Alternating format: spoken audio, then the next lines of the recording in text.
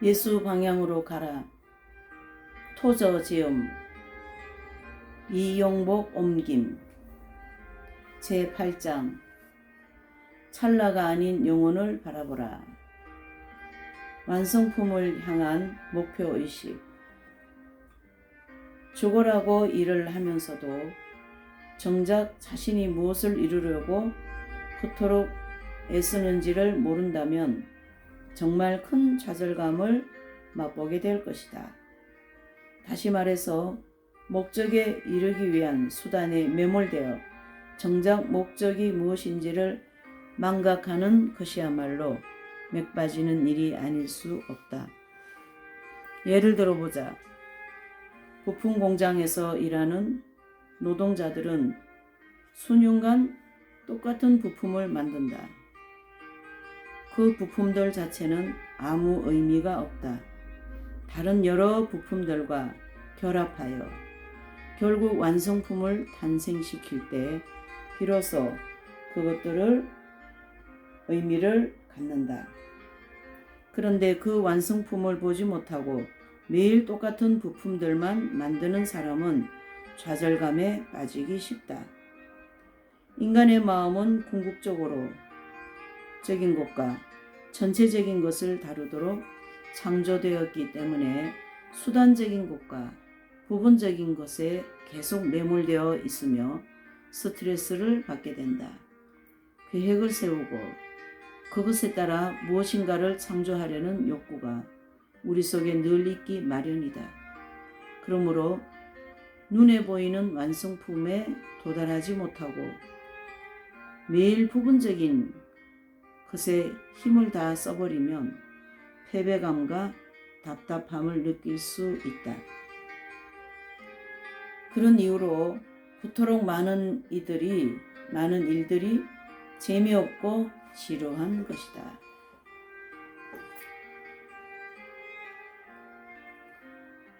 맥 빠진 목표인 교회. 사실 일 자체가 재미없고 지루한 것은 아니다. 교회를 지루한 곳으로 여기는 사람들이 많은 것이 사실이다. 어떤 사람들은 교회가 지루한 곳으로 인식되는 이유 중 하나는 왜 교회에 모이는지를 잘 모르고 예배에 참석하는 사람들이 많기 때문이다 라고 말한다. 하지만 나는 이런 설명에 선뜻 동의하기 힘들다. 물론 대부분의 사람들은 교회에 가기 싫어한다. 그들은 그럴듯한 이유가 생기면 예배의 고역을 피하기 위해 교회에 가지 않는다. 이것은 무수한 사람들의 경우의 사실이다. 교회에 가기 싫어하는 것은 어둠을 좋아하는 도덕적 타락과 원죄의 증상 중 하나이다. 라고 말해버린다면 너무 안이한 해석이다.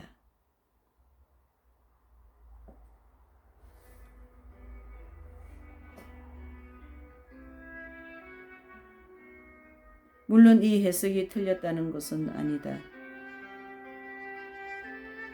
이런 해석이 기본적으로는 맞지만 모든 것을 설명해 줄 수 있는 것은 아니다. 어떤 사람들은 교회 가기 힘들어하는데 그것은 목회자와 교인들이 추구하는 목표가 거의 없기 때문이다. 그들이 볼 때 목회자와 교인들의 목표라는 것이 매년 정기적으로 열리는 수련회, 인원 확보나 또는 건축 헌금에 매월 할당량을 채워야 한다는 정도밖에 없다. 내 말이 틀린 것이 아니다. 이런 맥 빠진 목표들이나 내세우는 교회는 얼마 후면 아주 지루한 교회로 전락하고 만다. 미래지향적이고 생기 있는 사람들이 때를 지어 교회를 떠나기 때문에 교회에는 생기 없고 활력 없고 태평한 사람들만 남게 된다. 생기 없고 활력 없고 태평한이라는 표현이 다소 자극적이기는 하지만 그럼에도 불구하고 나는 그렇게 표현할 수밖에 없다.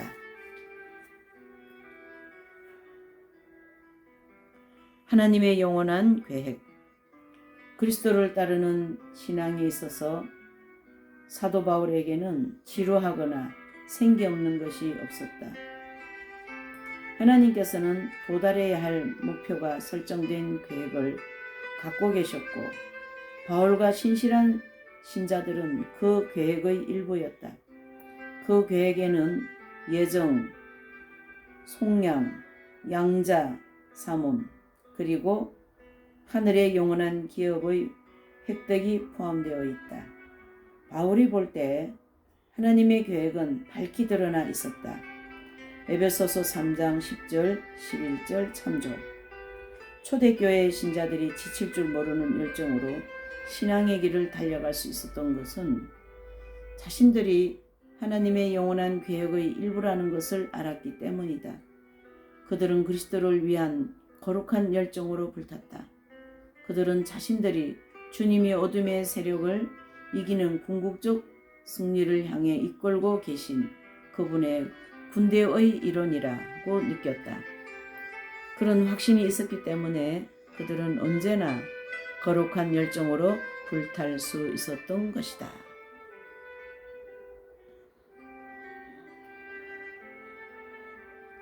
잘못된 확신에 사로잡힌 동력을 주의하라.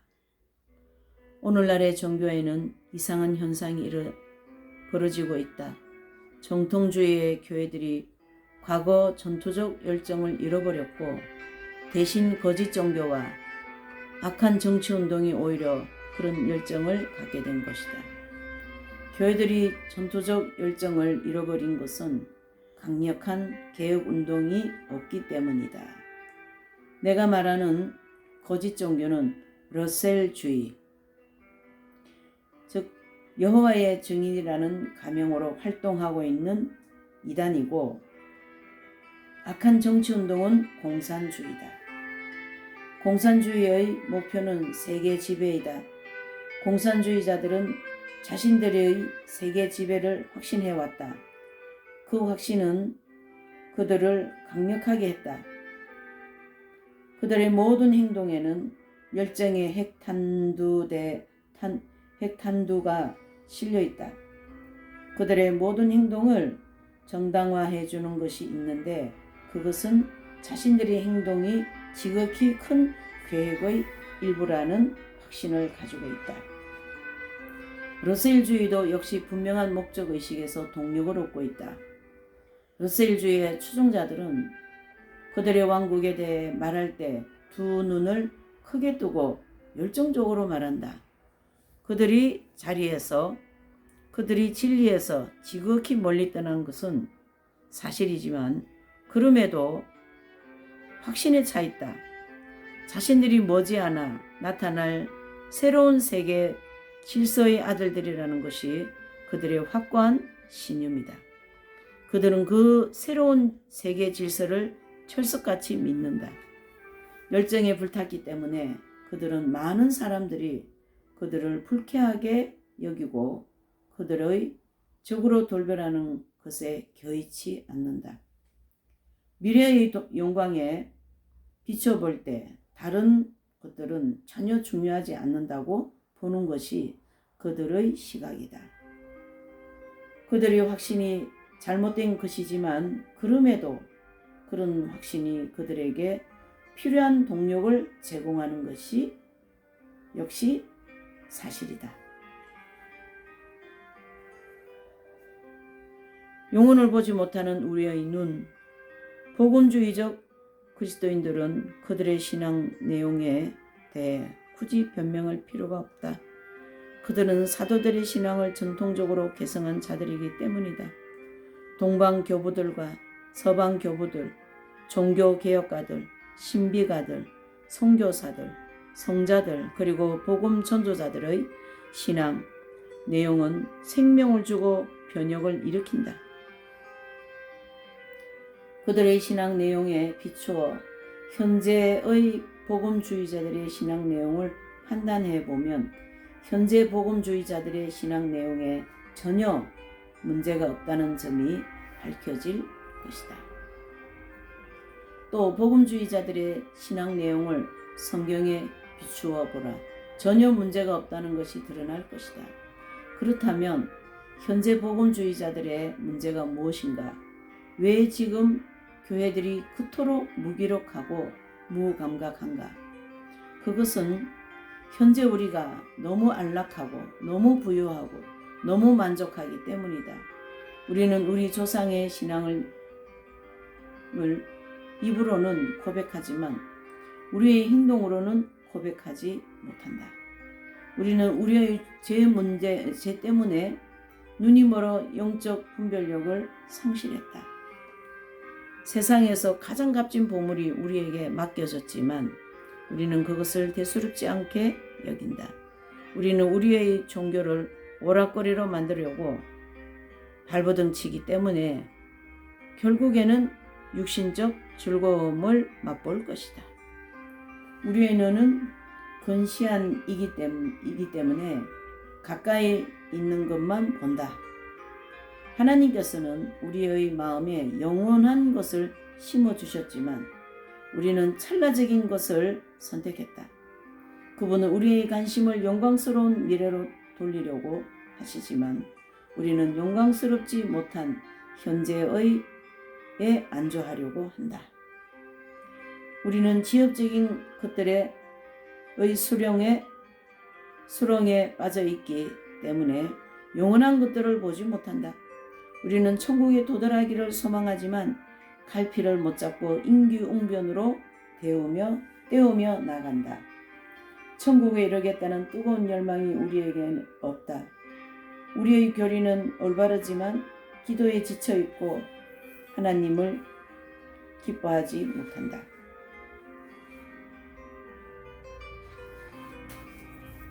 제9장 신앙의 양이 아닌 질을 향해 나가라.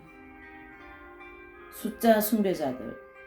최근 기독교 교단들에서 나타나는 현상이 하나 있다. 그것은 양에 대한 강조가 넘치지만 질에 대한 강조는 상대적으로 약하다는 것이다.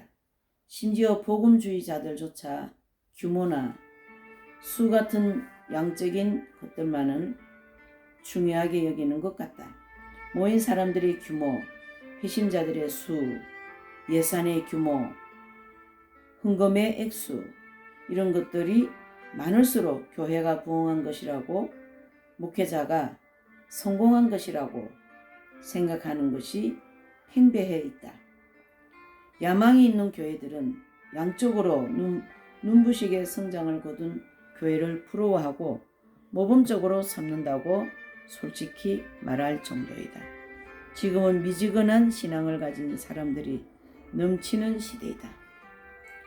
또는 이 시대는 숫자라는 여신을 열렬히 숭배하는 사람들로 넘친다.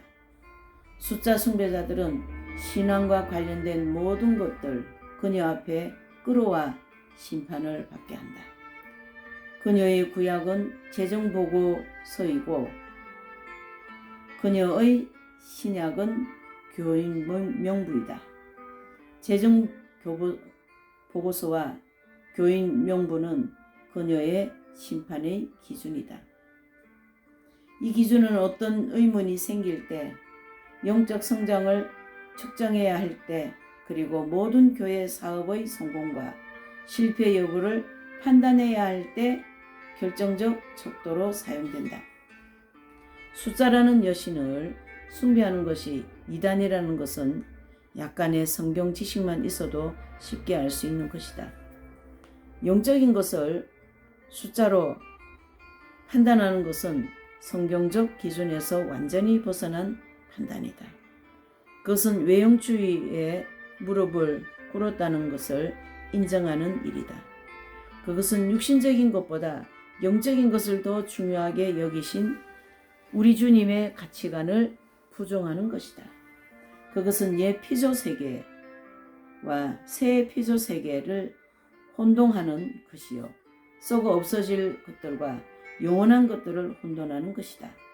그런데 이런 잘못된 현상이 목사들과 교회 지도부와 교단 지도자들에 의해 날마다 저질러지고 있다. 뿌리 깊게 자리 잡은 이런 위험스러운 잘못을 인식하는 사람은 거의 찾아보기 힘들다. 양보다 질이 중요하다. 오늘날 우리가 시급히 해야 할 일은 부흥을 일으켜 교회를 개혁하고 깨끗하게 하고 교회의 영적 활력을 불어넣는 것이다. 그리스도인들의 숫자를 늘리는 것보다 훨씬 더 중요한 것은 그들을 영적으로 더 성숙한 사람들로 만드는 것이다. 한 세대의 그리스도인들은 다음 세대의 씨앗이 된다. 변질된 씨앗을 뿌리면 변질된 수확을 하게 된다. 그런데 그 변질된 수확은 씨앗보다 조금 더 나아진 것이 아니라 조금 더 나빠진 것이다. 이런 악화의 과정은 씨앗을 향상시키기 위한 철저하고 효과적인 방법이 사용될 때까지 계속될 것이다. 그렇다면 우리는 어떻게 교회를 향상시킬 수 있을까? 유일한 방법은 우리 자신을 향상시키는 것이다. 이것은 물론 쉬운 일이 아니다.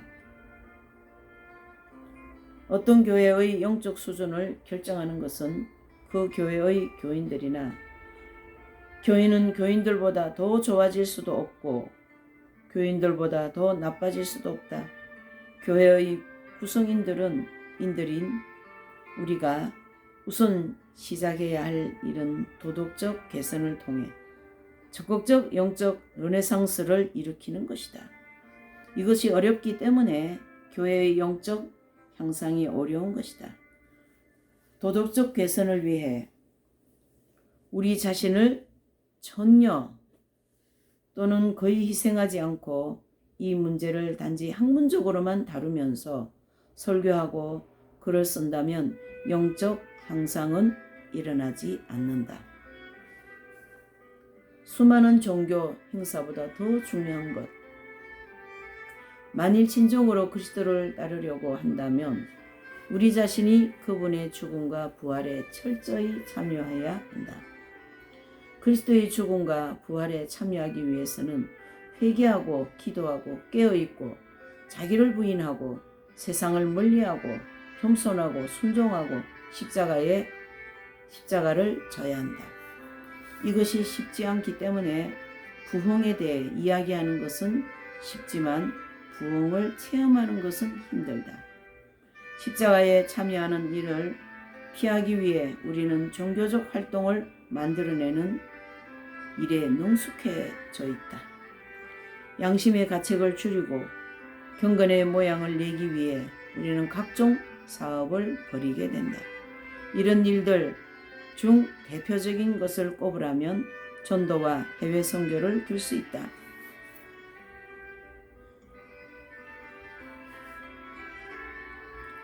물론 전도와 해외 선교는 모든 그리스도인들이 감당해야 할 선한 성경적 활동이다. 하지만 이런 일을 하는 사람들이 모두 하나님께 헌신한 성령 충만한 사람들이라는 생각은 잘못된 것이다. 이런 일들을 진정으로 잘 수행하려면 교회는 이를 세상과 분리된 깨끗한 상태로 성령의 충만한 능력 안에서 행해야 한다. 또한 그리스도의 더 큰 영향을 위해 즉시 모든 것을 심지어 목숨까지도 바칠 각오가 되어 있어야 한다.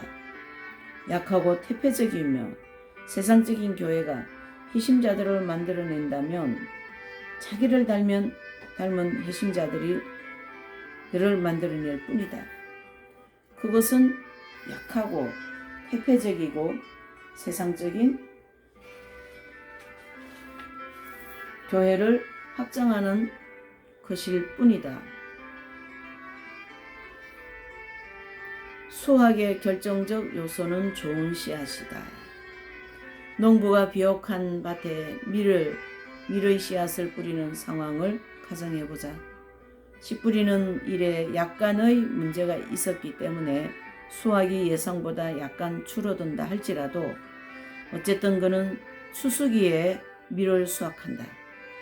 그런데 밀의 수확에 결정적 영향을 미치는 것은 바로 씨앗의 질이다. 씨앗의 질이 가장 중요하다는 것은 너무나 자명한 이치이다. 만일 농부가 수확하는 밀이 양은 점점 더 많아지는데 질은 점점 더 나빠진다면 그 농사는 완전히 실패할 것이다.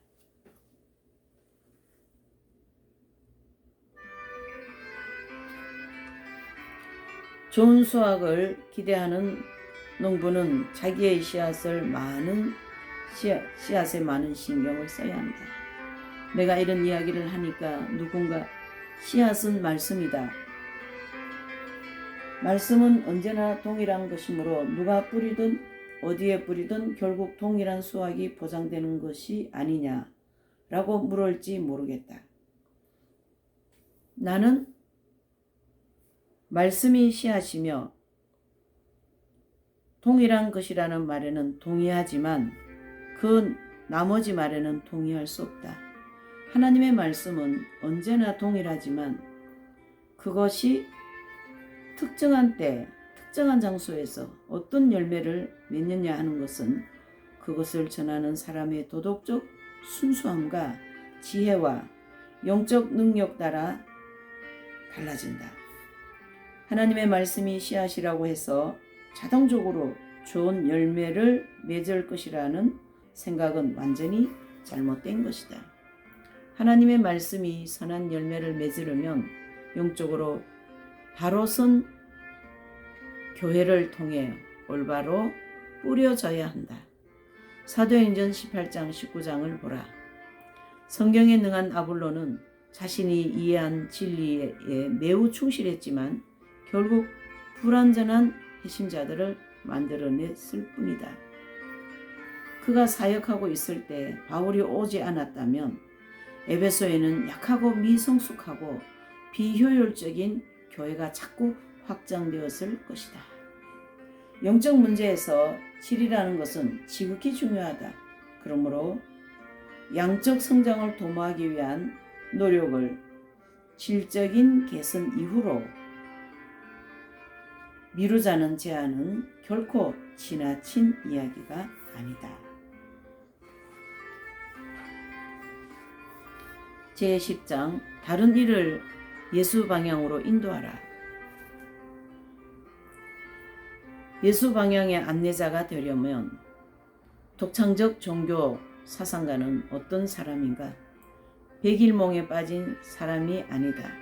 거친 세상에서 몇 걸음 물러나 상아탑 속에서 사색을 일삼는 지식인도 아니다.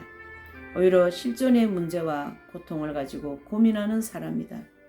그런 사람은 학문적인 문제나 이론적인 문제가 아니라 실제적이고 개인적인 문제들을 가지고 실험한다.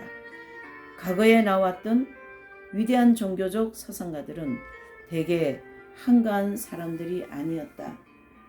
그들은 대개 문제와 고통이 많은 세상 속에 살면서 자기의 일에 충실했다. 이 시대의 거룩한 사상가는 누구인가? 사람들이 찾지 않는 조용한 곳에서 석양을 응시하는 시인인가? 그렇지 않다. 마치 자신이 여행을 하다가 광야에서 길을 잃은 이로 안전한 곳을 찾아 헤매는 여행객 같다고 느끼는 사람이 이 시대의 거룩한 사상가가 될 수 있다.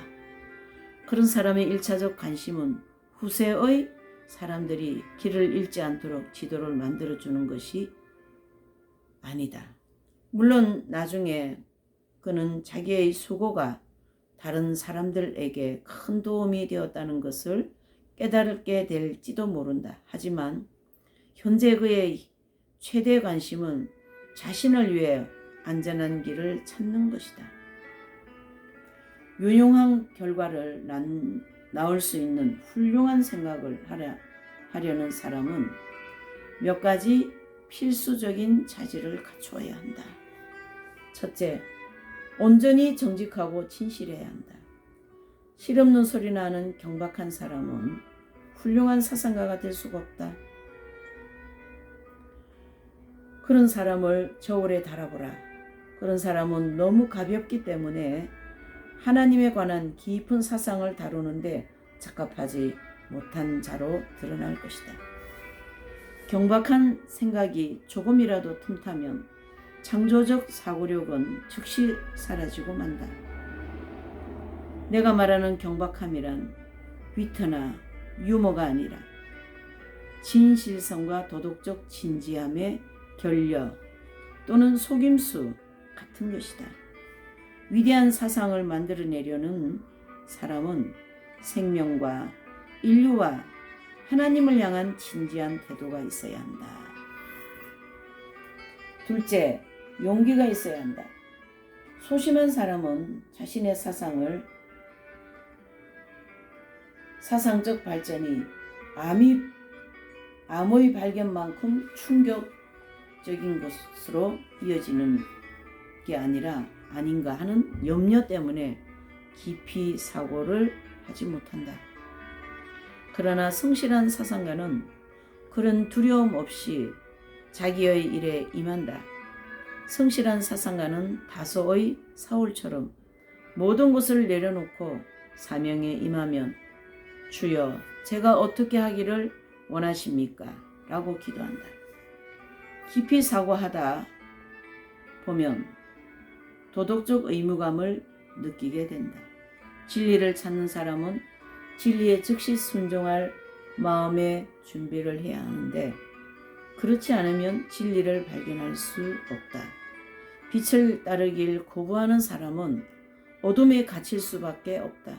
겁쟁이가 영리하거나 약삭 빠르다는 소리를 들을 수는 있겠지만 지혜롭다는 소리를 듣지 못할 것이다. 왜냐하면 지혜는 결국 도덕적인 것으로 악을 용납하지 않기 때문이다. 셋째, 어느 정도의 지식을 소유해야 한다. 중국 속담에 사색 없는 학식은 올무가 되고 학식 없는 사색은 위험스럽다 라는 말이 있다. 내가 만나본 그리스도인들 중에는 명석한 두뇌를 가졌지만 시야가 좁은 사람들이었다. 그들은 한 가지의 진리를 깨달았지만 그것을 다른 진리들과 연관짓지 못했기 때문에 편협한 극단주의에 빠지고 말았다. 그들은 자기 구역에 울타리를 치고 성실히 경작하는 모습을 보였지만 그 울타리 너머에 훨씬 더 넓은 세상이 있다는 것을 보지 못했다. 철학자 칸트는 하늘에는 별, 내 마음에는 도덕률이라는 유명한 말을 남겼다. 그의 이 말에 담긴 뜻을 깊이 성찰해야, 아니 적어도 그 뜻의 핵심을 이해해야 올바른 사고를 할 수 있다. 그런데 거기서 머물지 않고 한 걸음 더 나아가 성경을 충분히 알고 역사적 감각을 갖추고 현재의 기독교와 깊이 접촉한다면 창조적 사고를 하기 위한 원재료를 얻게 된다. 하지만 그렇게 된다 할지라도 훌륭한 사상가가 되기에는 충분하지 못한다. 마지막으로 예배자가 되어야 한다. 예배를 배울 때 비로소 인간은 그의 놀라운 지성의 모든 능력을 올바로 사용할 수 있다. 어떤 종교 저술가는 갈망하는 사람의 통찰력을 믿지 않고 다람쥐 쳇바퀴 돌듯 일만 하는 영리한 사람을 믿으면 큰 낭패를 당할 수 있다라고 경고했다. 14세기 그리스 교부 니케포르스는 우리가 마음으로 사고하는 법을 배워야 한다고 가르쳤다. 그는 이렇게 말했다. 꾸물거리는 내 지성을 억지로 밀어서라도 마음으로 내려보내어 거기서 머물게 하라. 그렇게 해서 당신의 마음의 자리에 들어가면 하나님께 감사하라. 하나님의 자비를 찬양하면서 이런 훈련을 계속하라. 그러면 다른 방법으로도 도저히 비울 수 없는 것을 깨닫게 될 것이다. 무기력한 기독교를 활력을 넣어라. 대부분의 사람들이 느끼는 듯이 언뜻 보기에는 모순처럼 보이는 것들이 기독교 신앙에 많이 있는데 그것들은 흔히 역설이라고 불린다. 그런 역설들 중 하나는 당신 자신을 부인하고 온전히 하나님을 의지하라고 가르치면서 동시에 하나님께서 당신에게 주신 재능들을 바탕으로 알고 깨닫고 이해할 수 있는 당신의 능력을 온전히 신뢰하라고 가르치는 것이다. 도덕적 자신감의 결여와 만성적 우유부단에 이르기까지 자신의 정신적 능력을 부신하는 것이 겸손이라고 미화되는 어처구니 없는 일이 벌어지고 있다. 하나님께서 만드신 것들을 문제 삼는 자들은 그분의 지혜와 선하심을 비난하는 잘못을 범하는 것이다. 그런 자들에게 성경은 진흙이 토기장이에게 너는 무엇을 만드느냐 또는 내가 만든 것이 그는 손이 없다 말할 수 있겠느냐? 이사야서 45장 9절라고 꾸짖는다. 도덕적 연계가 없는 소심한 신앙인들 때문에 오늘날의 기독교는 무기력하기 짝이 없다. 오늘날의 기독교는 활기가 없고 지적으로 빈곤하고 똑같은 이야기를 늘 반복하기 때문에 사람들이 지워져야 지겨워한다. 그럼에 또 우리는 그런 기독교가 그리스도와 사도들의 전통을 잇는 우리 조상들의 종교라고 우긴다. 우리는 믿음에 관심을 갖는 젊은이들에게 유아용 이유식을 숟가락으로 떠먹인다. 그러면서 그것을 더 맛있게 만들려고 불신 세상에서 훔쳐온 육신적 오락거리들로 자극적인 맛을 낸다. 가르치는 것보다 즐겁게 해주는 것이 더 쉽고 스스로 깊은 생각을 하는 것보다 변질된 대중의 입맛에 영합하는 것이 더 쉽다. 따라서 현재 복음주의의 진영의 많은 지도자들은 호기심 강한 대중을 교회로 끌어들이기 위해 손가락을 바쁘게 놀려 현란한 장치들과 소품들을 작동시킨다. 그리하여 결국 대중은 점점 더 바보가 되고 만다. 기독교는 전인의 영향을 미쳐야 하고 속령받은 사람들의 모든 부분을 움직여야 한다. 불길에 타오르는 제단에서 우리의 지성을 철수시키면서 그리스도를 향한 참된 신앙을 유지하기 힘들어진다.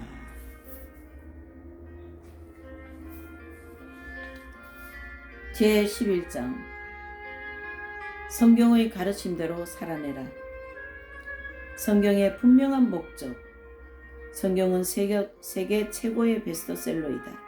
라는 말이 성경의 특징과 목적을 제대로 알고 있는 사람들에게 약간 공허하게 들린다. 성경이 얼마나 많이 팔렸는가 또는 얼마나 많은 사람들이 성경을 읽는가 하는 것은 중요하지 않다. 중요한 것은 성경의 내용을 정말로 믿고 신앙적 결단을 통해 성경의 진리대로 사는 사람들이 얼마나 많은가 하는 것이다.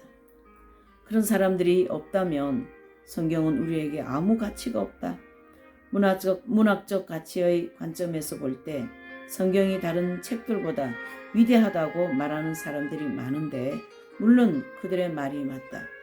선지자들과 시편 기자들과 우리 주님과 그분의 사도들의 말이 무척 아름답기 때문에 아무리 서툰 번역자라 할지라도 그들의 말에 아름다움을 어지럽지 않게 전할 수 있다.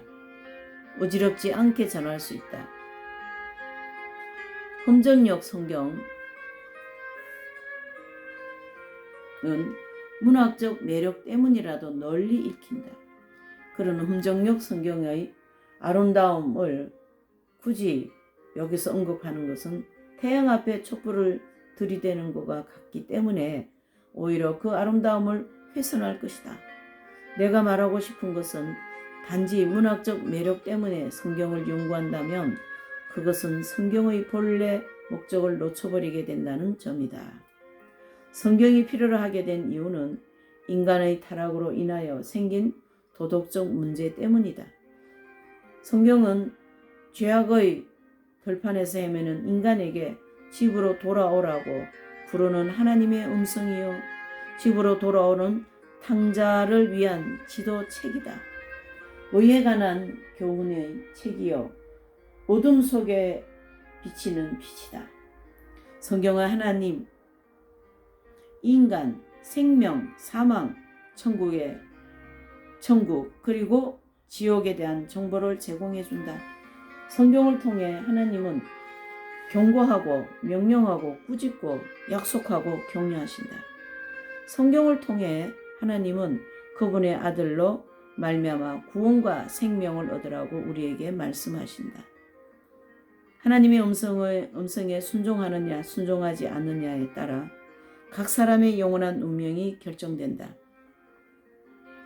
성경이 이토록 중요한 책이기 때문에 우리는 그것을 자신에게 적용하지 않고 단지 학문적으로나 문학적으로만 연구해서는 안 된다. 성경은 땅이여 땅이여 땅이여 여호와의 말을 들을지어다. 예레미야서 22장 29절라고 가르친다. 베토벤의 고향 악이나 윌리엄 워즈워스의 시를 감상하듯 성경을 읽어서는 안 된다. 성경은 즉각적 행동과 믿음과 순종과 헌신을 요구한다. 이런 것들이 없다면 성경은 그것을 읽는 사람에게 아무 유익을 줄 수 없고 오히려 그의 책임과 심판의 형벌을 더 무겁게 할 것이다. 성경을 읽고 그대로 사는 것. 지난 몇 년 동안 수백만 권의 성경이 팔렸다고 하는데 구매자들이 그것들 중 몇 권을 읽었는지를 알 수 있는 확실한 방법은 없다.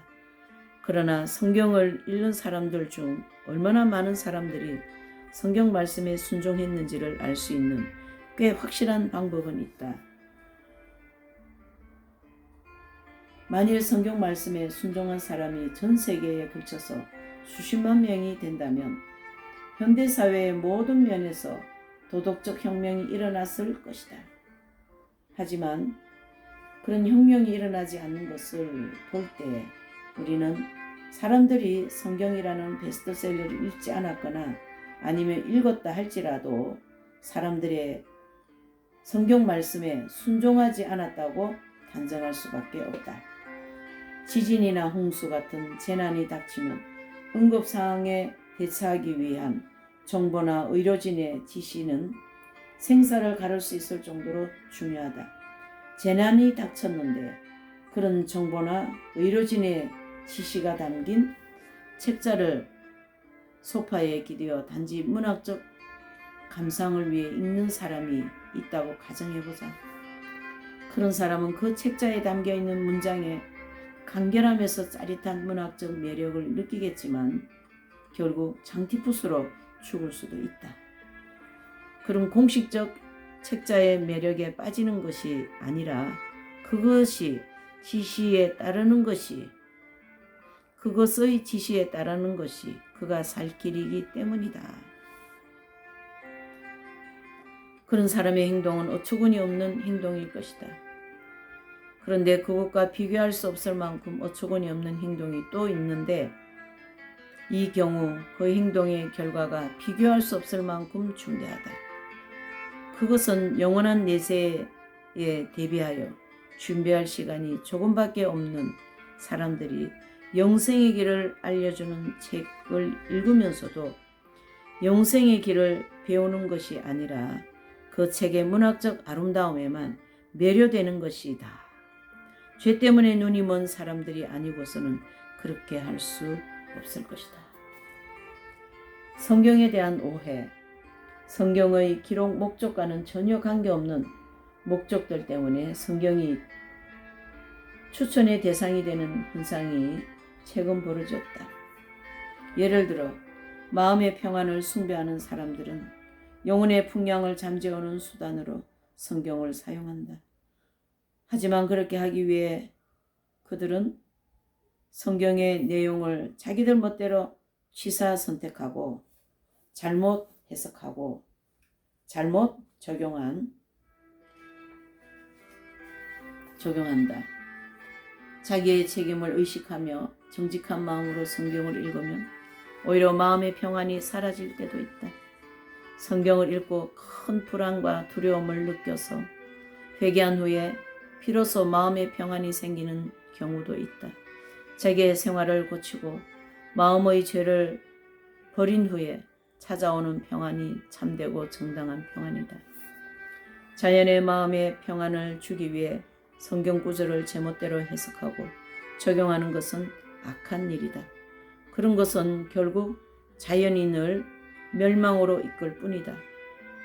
언젠가 나는 미국 남부의 한 산악지대에서 에스겔서에 나오는 모호한 구절들을 상처 치료를 위해 주문으로 사용하는 사람들을 만나보았다. 또 어떤 사람들은 세일즈맨 판매 실적을 높이기 위해 성경 구절을 사용한다. 우리 중 일부 사람들이 기억하겠지만 1930년대 불황기에 고민에 빠진 국가 지도자들은 이런 국가적 위기를 타개하기 위해서는 요셉이 애굽에서 사용했던 경제 정책을 사용하는 것이 좋겠다라고 말하기도 했다. 몇 년 전 성경 연구자들이 거의 모든 새로운 과학적 발견의 정당성이 성경에 의해 확인되었다라고 주장하는 일이 번번이 일어났다. 그렇게 주장하는 성경 연구자들에게는 나는 이렇게 묻고 싶다. 과학자들이 과학적 발견에 대해 이야기한 후에 비로소 당신들이 그런 주장을 하는 것은 뒷북을 치는 게 아닙니까? 과학자들이 찾아낸 과학적 사실이 성경에 그토록 분명히 기록되어 있다면 그 사실이 발견되는데 왜 수천 년이 걸렸고 왜 과학의 도움이 필요합니까? 물론 나는 성경에 기록된 모든 것이 진리라고 믿는다. 하지만 성경을 과학 교과서로서 삼으려는 시도는 성경이 어떤 책인지 완전히 오해한 데서 나오는 비극적인 현상이다. 성경의 목적은 사람들을 그리스도께로 이끌고 그들을 거룩하게 만들고 그들이 천국에 갈 수 있도록 준비시키는 것이다. 그런 점에서 성경은 다른 모든 책들과 다른 유일무이한 책이다. 우리가 성경을 믿음으로 읽고 순종하면 성경의 목적은 반드시 이루어지게 된다. 아멘.